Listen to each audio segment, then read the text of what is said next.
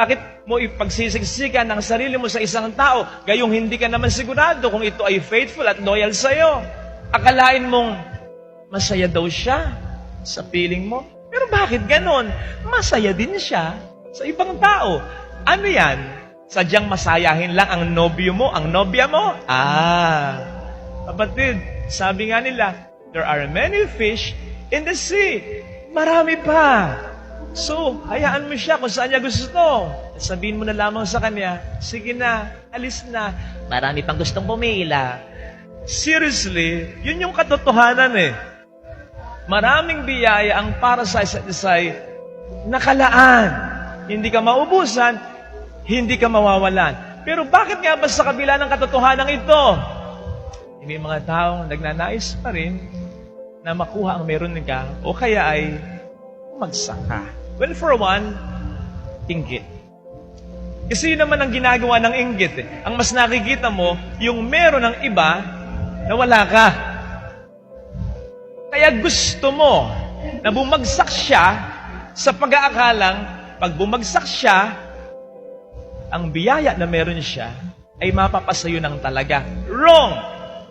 Sapagkat kung ano man ang biyaya na para sa kanya, ay walang kinalaman sa biyaya na para sa iyo.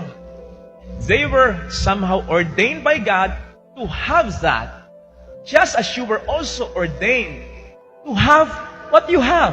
Kaya kahit bumagsak pa siya, walang masyadong magiging magandang epekto ito para sa iyo. Sapagkat ang blessing na para sa kanya ay walang kinalaman sa blessing na nakalaan para sa iyo. Kaya lang, yun nga po ang problema sa taong mainggitin. Ang focus niya ay yung wala siya na meron ang iba. Hindi niya pinag-uukulan ng pansin, ano ba ang biyaya ko? Ano ba ang magagawa ko? Ano ba ang talento ko? Ano ba ang plano ng Diyos para sa akin? Why? Because it will take much time.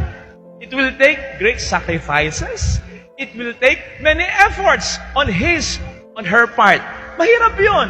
Kaya mas madali para sa isang taong mainggitin, hintayin ko na lang ang pagbagsak mo kaysa magsumika pa ako ng sarili kong sakripisyo. Ayun.